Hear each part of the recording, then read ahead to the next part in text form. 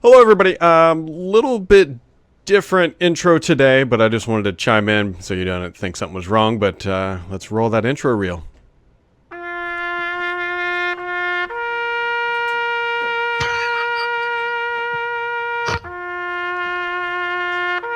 Uh,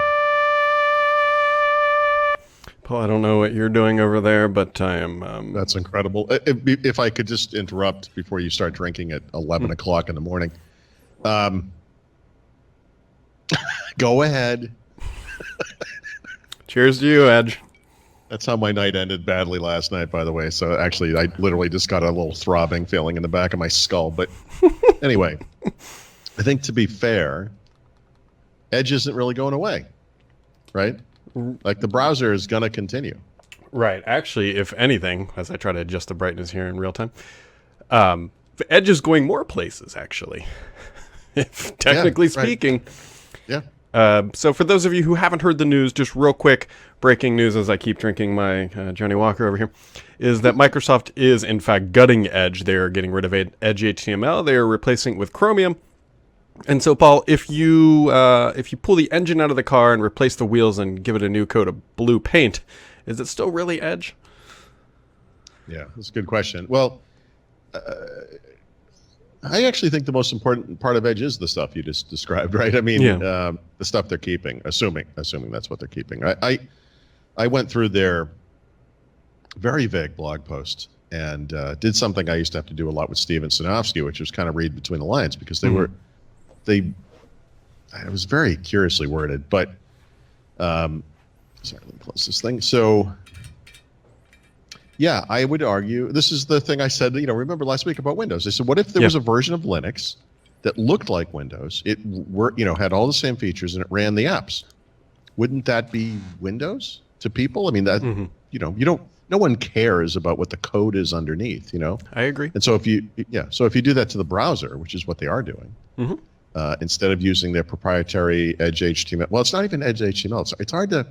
I don't know where these lines are drawn because the Yeah. discussion before today was very much about the Blink rendering engine on Chrome, which was coming to Edge and replacing Edge HTML, and that raises lots of questions. Does Microsoft also use the V8 JavaScript engine that Google has, or do they keep Chakra or Yeah. evolve Chakra? Right?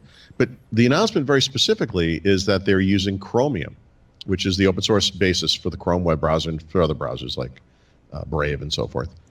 And that suggests that it's about far more than just the web rendering engine. Although they do, Joe in his posts kind of compares it, I think, to, if not to a car underpinning, or something like that, the under the hood Yeah. stuff. So it's what's not clear is which parts, like how much of it is. Right. Is it extensions? Is it the bookmarking system? Is it the look and feel? I think no. I think Microsoft Edge is a brand and as a product that people use. I think the goal is to keep it the same. Yeah, I think. The Edge logo will not be changing. The UI might change some, though. I mean, you got to remember they're building. I don't want to say from scratch because that is way, way, way too far down the road. But I mean, they're rebuilding this thing right on top of a new engine, and so there's going to be some UI changes. It's going to be Edge. The interesting thing here, Paul, is they're not going to be servicing it through the Windows Store. That's Finally, right? Even people who love Edge, right, who complain if anyone criticizes Edge or whatever, would admit that the biggest problem with this browser, perhaps, is that it is only updated twice a year when Windows is updated, right? And those updates are usually pretty big, for sure, because they had 6 months. But I'll just point out that the rest of the browser world is updated on basically a monthly cadence, and that's maybe more appropriate for that type of product. And now it will adopt that because that's how Chromium is updated. So that's hugely important. Also, by the way, there's been some misunderstanding about the parentage of Microsoft Edge as it exists today. Is it a store app? Is it a desktop app? Is it a kind of a hybrid? Certainly the user interface is something that looks like a UWP app, right? It's got that kind of Windows 10 look and feel. I'm curious if that continues because the desire here, or one of the points of this is they're going to be able to bring it cross-platform. Yep. which includes other versions of Windows, supported versions of Windows, so Windows 7 and Windows 8.1, as Yep. well as Mac OS, Yep. and possibly Linux, by the way. They Yeah. don't say that, but if you look at the little sentence that says, and other platforms like Mac OS, that leaves it open to other things. Chromium runs on Linux. It would almost be,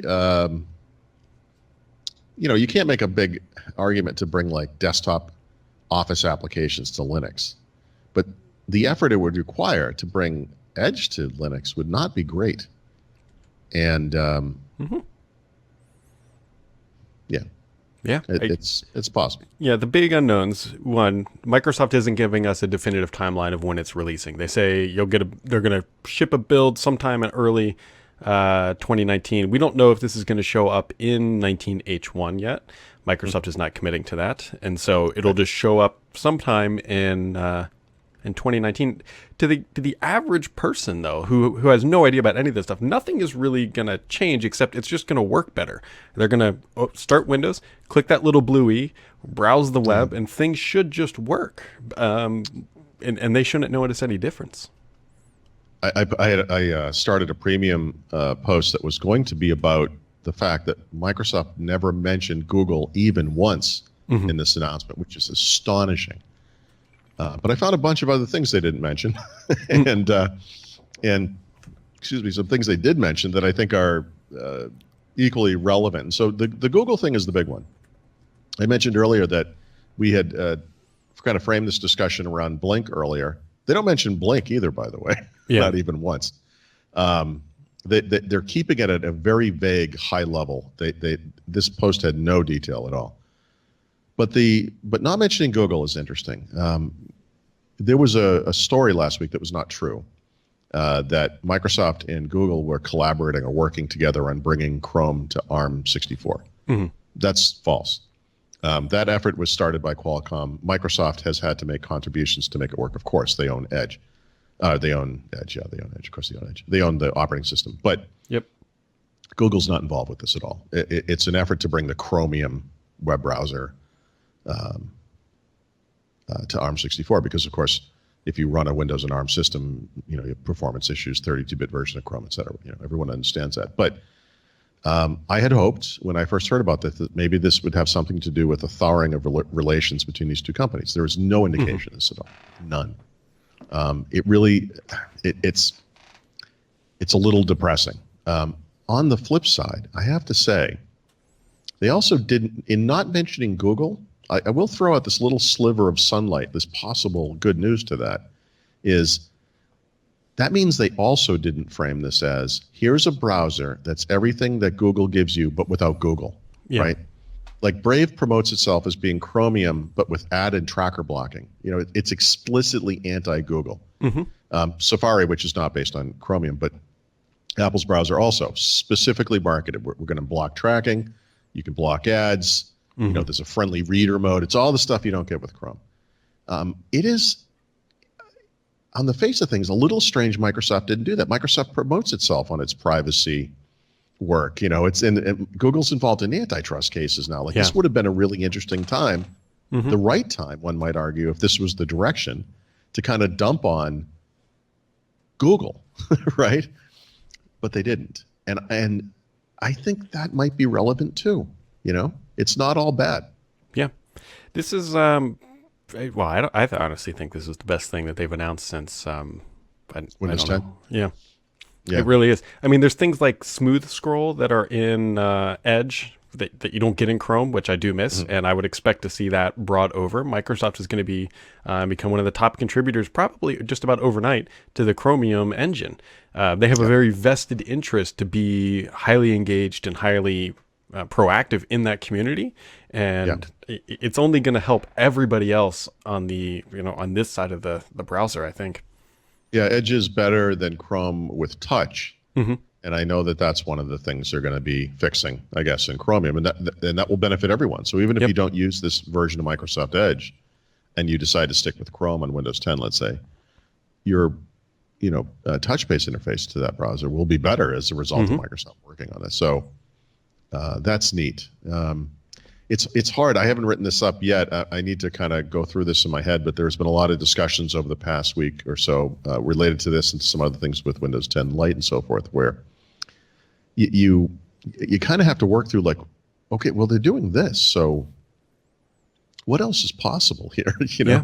I mean, I in some ways this opens up some stuff. There's been a lot of discussion around what the appropriate level of activity is in Windows with regards to developing new features and improving it and so forth. And I sort of discussed this particular thing as a way to free up resources that Microsoft was just wasting before. Taking the time and effort and money to make your own web rendering engine. I mean, it is absolutely pointless. And I don't know if it was the mobile browsers that inspired this or just Edge's terrible market share or whatever. But, when they went to mobile, of course, Microsoft had to, with Edge, they had to use whatever the native rendering engine was in both those platforms. And I'm sure what they found was, because this has been my experience as a user, is it doesn't matter. Like, those browsers are great. And, if you like Edge, and especially if you want to use it between the platforms, like, it's wonderful, right? And they can innovate on top of this thing, and they don't have to worry about the hard stuff. It's it's genius. And no, I great. really, I think we need to but I'm just in dreaming of what's possible. And then for Microsoft actually doing it, think about how could we apply this thinking elsewhere in Windows, because there's probably a bunch of crap in Windows that they're just maintaining, like they're actually wasting time. Like Paint 3D and that kind of stuff, whatever that baloney is. But you heard it here first, folks. Paul says calculator is going to go open source. Okay, dude. Actually, why not? I know. No, I mean, I'm sorry. I've never mentioned this. That is happening. Notepad is going open source. I can't remember the complete list, but I'm going to need some more of this. No, but it's funny you just said that. That's actually true. That's true. There are applications in Windows that are legacy apps. Calculator's actually been updated for Windows 10. But there are legacy applications. I think it's Calculator, but Notepad's on the list for sure. Like that is actually going to happen. I'd be pretty happy if they open source Mail and made it extensible and made it... I don't think anything like that. So the problem is, like, once you get into the UWP world, it's a little more complex. Microsoft just open sourced or started to open source, WPF, WinForms, and WinUI. Those technologies date back 15 years-ish, maybe. I don't even remember, but there's an effort involved to that. It's sure. I don't see them doing it with the Windows 10. Why you got to hurt me like that? Give me a dream. Well, look. I mean, I'm sure there are a lot of people out there who would point to things that they like better than, say, like Mail and Calendar, like the old Windows Live apps we used to have. Anything else? Outlook, whatever. And would it be nice if we had a more sophisticated Mail and Calendar app in Windows 10? Obviously. Do I see Microsoft? I mean, I don't think that's the low-hanging fruit right now, unfortunately, just because of the architecture of those apps.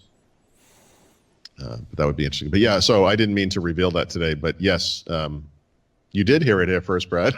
I believe Calculator is on the list, but legacy Windows applications that are still built into Windows 10 are being open source sometime in the next year. That's true. Well, neat. Neat. But let's stick to Edge. What else is going on with this? I don't know. I was trying to think. So we don't know the future of extensions. That is one thing I asked about. We're still waiting to hear back on. In theory, you should be able to just grab one from Chrome and slap it in, and it works. But again, that's theory versus practice. Microsoft could do something dumb and make them not interchangeable. But I'll say this: they need to use extensions from Chrome, right? So absolutely. I talked about, there are these layers, like I said, and I don't know. I literally tried to find out, like, what makes Chromium Chromium? Like, what are the components, and what does Google build on top of that? And it's a little hard to kind of figure out, but obviously you have these rendering engines, which is the real low level stuff that render the web and CSS and JavaScript and do all that stuff. That stuff is open source and is part of Chrome, right? Yep. So Chromium, I should say. Google did design V8 and they gave it to Chromium. So it's open source. It's out there. That's great. I fully expect all that stuff to be part of this new Edge. But the question is, what are those other layers? And so extensions are a really good one. Like I said, bookmarks are another one. I don't know where they're going to draw the line. I think that extensions make the cut, logically speaking, because if you go and look at how many Edge extensions there are 37 or something, some small number.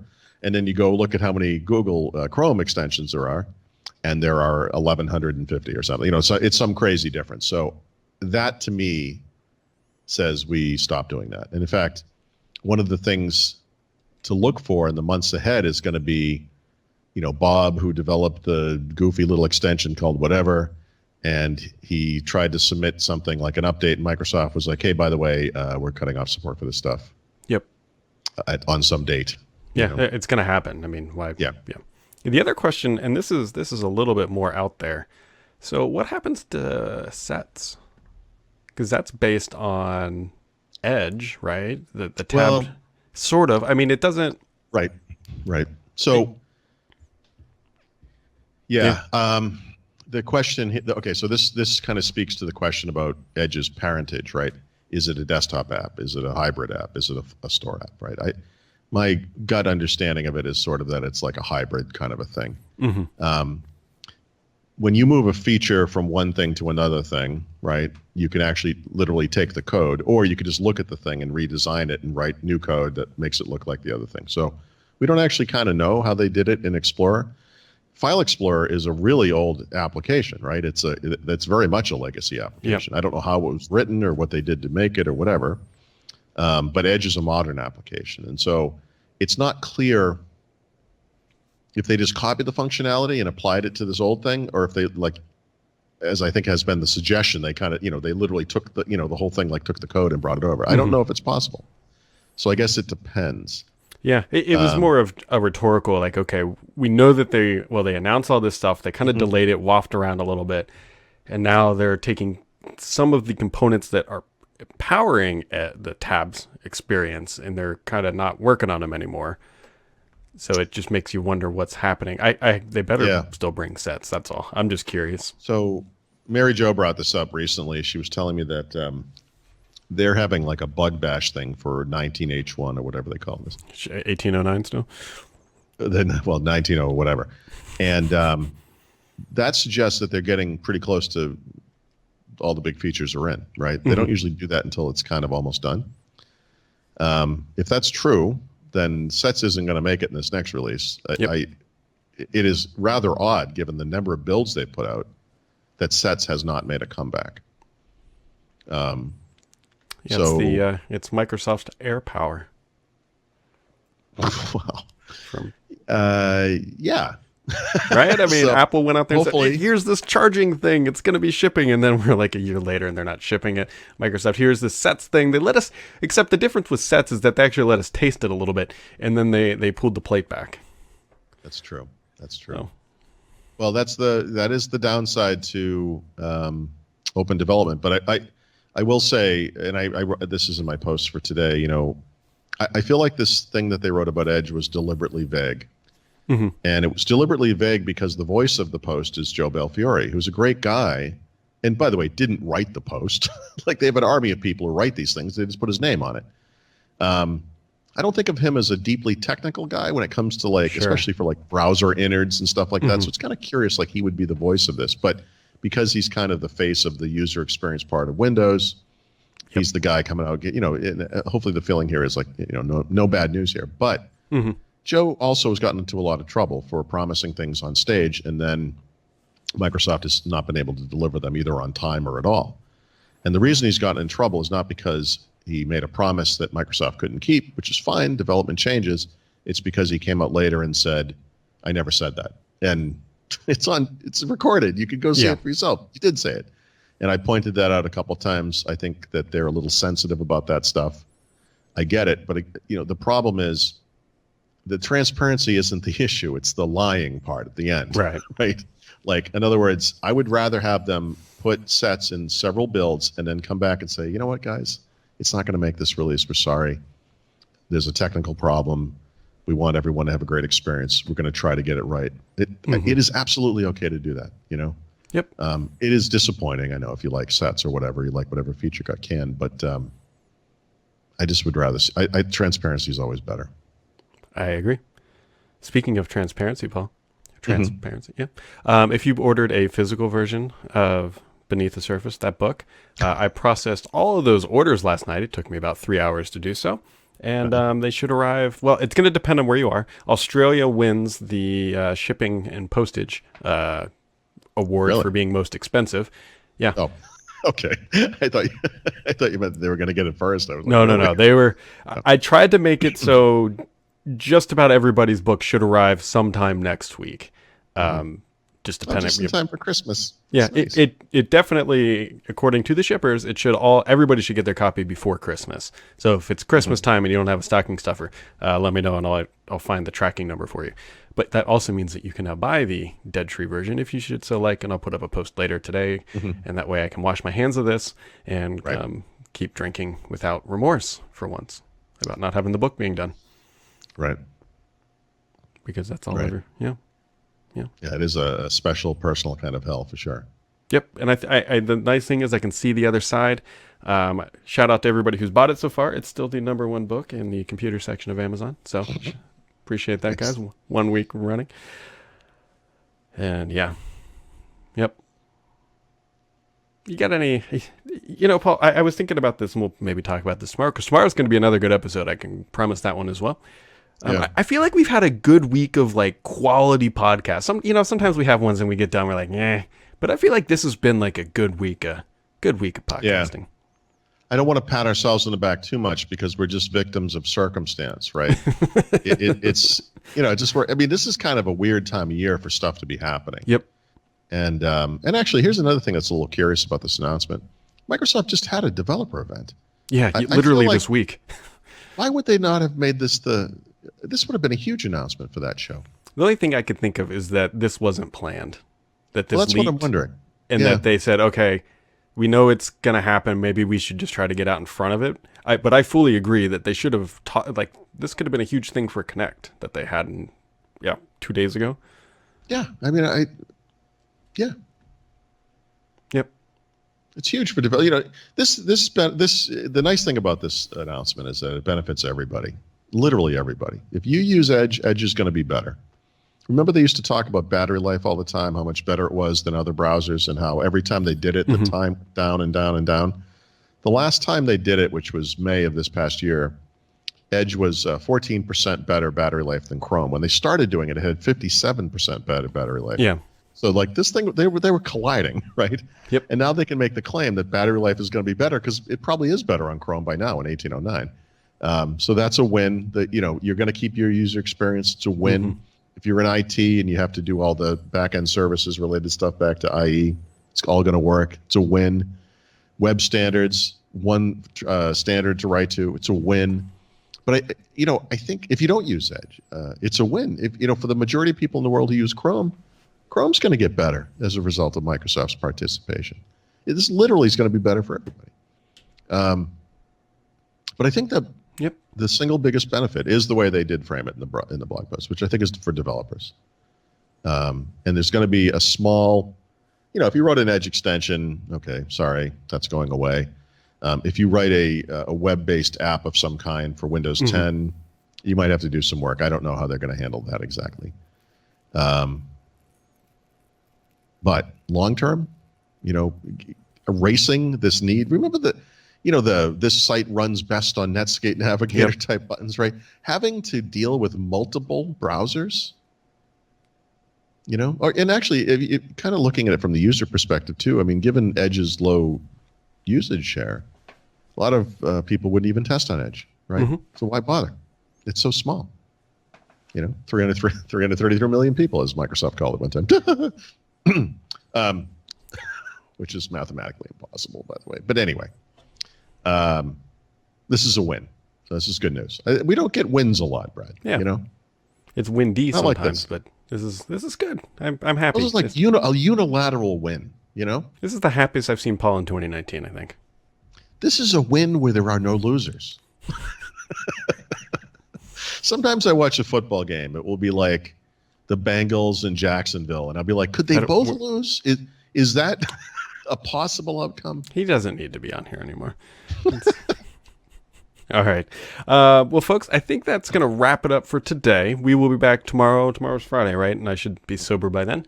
1 p.m. Eastern time. You can find that at thurrott.com/live. We put the live stream up a little bit early, so you can find it on the YouTubers or wherever you want to do with your life. But we'll be live tomorrow, come hell or high water, as long as I have internet. Have a good one.